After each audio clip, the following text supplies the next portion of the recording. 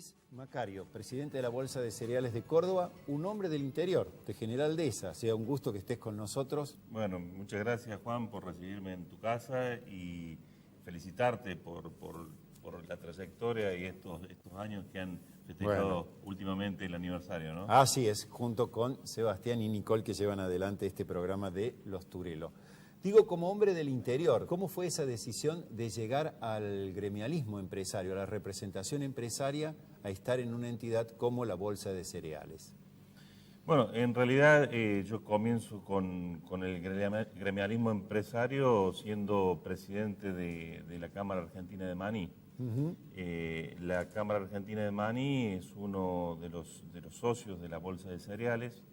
Es más, dentro de la Bolsa de Cereales hay 7 sectores bien definidos, uno de ellos es la industria manicera, y participando en una asamblea, bueno, viste cómo es esto, por ahí... Por ser el más alto, dijeron... Por ser el más alto o por ahí reclamar determinadas cosas.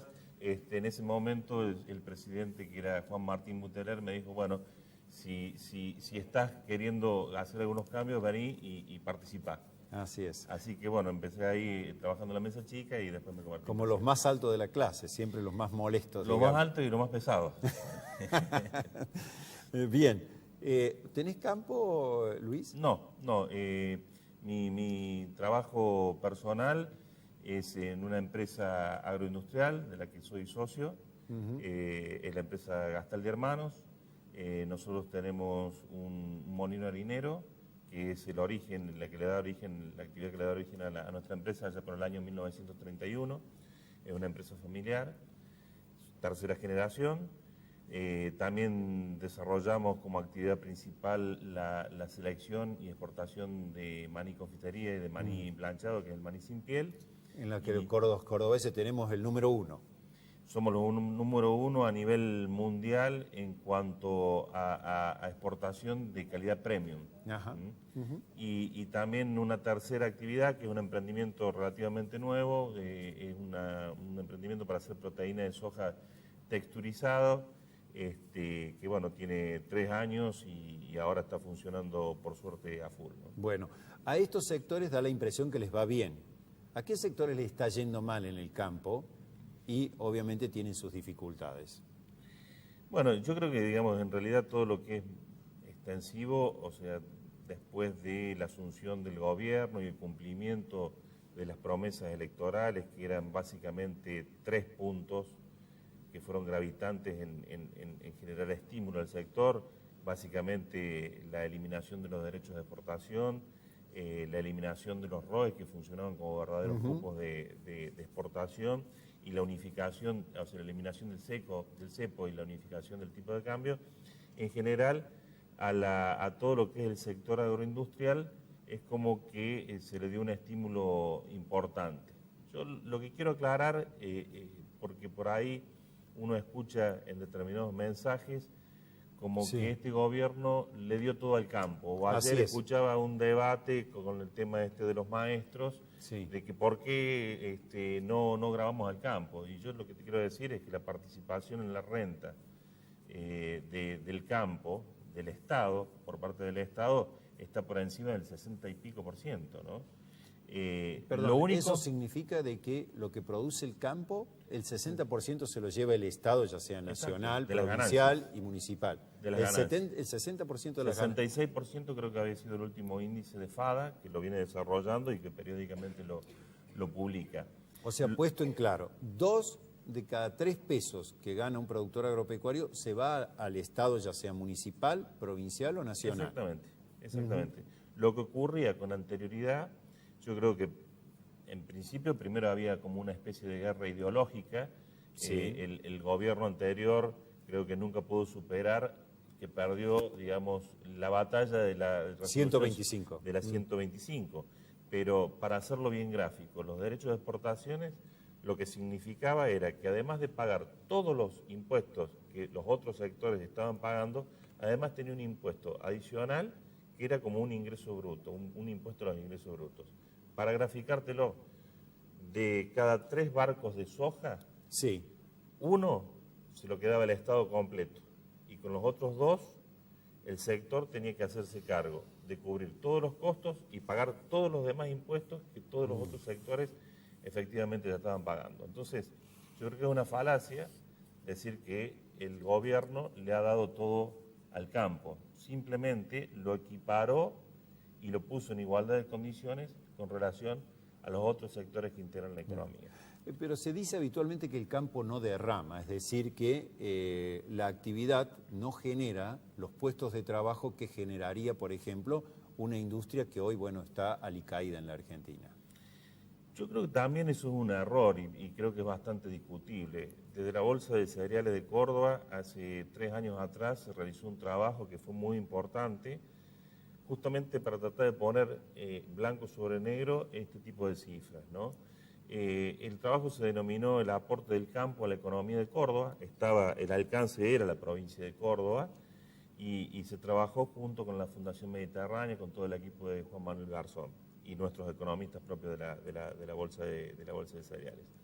Las conclusiones más importantes de ese libro son de que 9 de cada 10 divisas que genera Córdoba dependen del sector de la agroindustria. El sector de la agroindustria es responsable del 33% del Producto Bruto Geográfico y es responsable de 29 de cada 100 puestos de trabajo en la provincia, incluso generando más empleo que la industria automotriz y que la industria de la construcción. Lo que pasa es que normalmente se lo ve como el campo es únicamente, digamos, el productor que siembra y que no se ve que haya mano de obra, pero alrededor de todo eso hay toda una industria que está ligada indirectamente desde investigadores y desarrolladores de semillas, todo lo que es la industria de agroquímicos, la industria metalmecánica que se dedica a maquinarias, un montón de servicios que se prestan alrededor, que no son los que están sembrando en el campo, pero que sí tienen su razón de ser en todo lo que es el complejo. Es decir, hay una industria que colabora para que finalmente se cosechen, por ejemplo, en la actual campaña que va a comenzar ahora la cosecha de granos gruesos, dicen más de 120 millones de toneladas sumando los 7 principales granos. ¿Le ha hecho mucho daño la sojización, que también fue un tema que alentó el gobierno anterior a lo que es el estado de los suelos en Córdoba, Luis? Yo creo que, nunca es bueno la realización del monocultivo. Y yo creo que el sector, lo que ocurre es que la soja es tan competitiva, Argentina es tan competitivo en el tema de la soja, que a pesar, porque hoy todavía siguen existiendo derechos de exportación, que están en el orden del 30%, Así es. Y aún en esas condiciones compite contra el maíz, compite contra el trigo y con otros cultivos con otros cultivos estivales. El sector, yo creo que ha tomado conciencia de que no es solamente la sustentabilidad económica, es muy importante la sustentabilidad del suelo ambiental. Entonces, esta medida que tomó el gobierno de eliminar los derechos de exportación al maíz han sido muy importantes porque justamente uno de los efectos que trae como consecuencia es la mayor siembra de maíz, que es indispensable para lograr una buena rotación del cultivo. Así es. La eliminación de los cupos de exportación que no nos permitían exportar trigo, permiten que hoy el mercado esté libre, los productores puedan vender su producción o a los molinos harineros o a la exportación, y también contribuye al mantenimiento de los suelos. Claro. El año pasado, en una reunión que se ha hecho justamente en nuestra casa, en la Bolsa de Cereales de Córdoba, ahí se pergeñó una frase que el derecho de autor se lo vamos a dar al ingeniero Martelotto del INTA, que fue Pintemos Córdoba de Verde. Y en ese sentido lo que se apuntaba era que hubiera cultivos de invierno que permiten hacer un adecuado mantenimiento de los suelos, ¿no? Correcto. Bueno, mencionaste la palabra ambiental. No solamente está el tema del cuidado del suelo, de los cursos de agua, sino también el tema del bosque nativo, que está hoy muy en debate en Córdoba. ¿Cuál es la posición de la entidad sobre lo que tendría que ser una buena ley de bosques? Yo creo que básicamente el resultado, primero, es trabajar en forma consensuada con todos los sectores. ¿Se puede?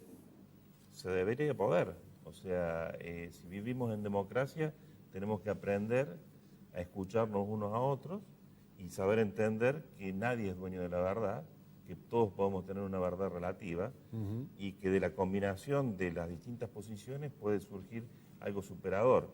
Aparte de algo superador, algo que sea permanente. Yo creo que el principal problema que hoy tiene el debate de este tema es que hay un fuerte componente ideológico.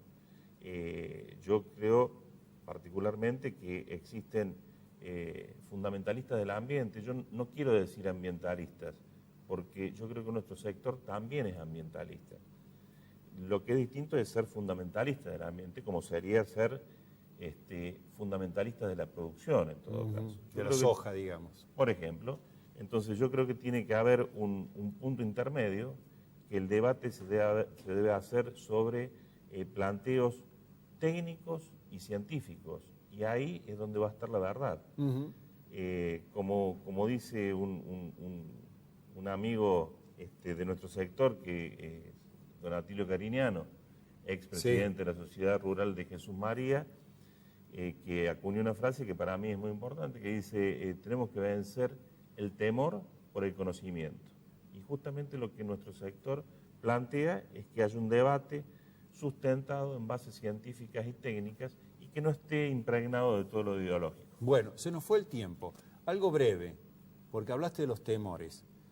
¿Hay temor al club del helicóptero? Es decir, de que finalmente el presidente Macri no pueda terminar su mandato. Bueno, ayer tuvimos una agrojornada realmente muy concurrida, tuvimos más de 1000 productores ahí en el Dinosaurio y fue un poco las palabras que yo tuve en el discurso de apertura. En realidad, cuando uno ve un poco la televisión, da la sensación que hay un grupo que está permanentemente haciendo hincapié o hablando como si tuvieran la autoridad moral, decía yo, de quienes hubieran resuelto los problemas y que pretenden que el presidente no llegue al final de su mandato. Esto es independiente de cualquier color partidario. Yo creo que la solución de los problemas de Argentina no pasan por un tema económico.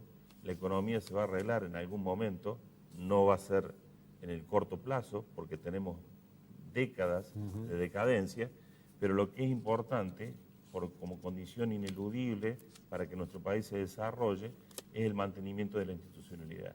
Y el mantenimiento de la institucionalidad significa respetar que a quien hemos votado pueda cumplir su mandato sin mayores sobresaltos. Ojalá que sepamos escucharnos y llegar a consensos, como decías antes vos en tu intervención.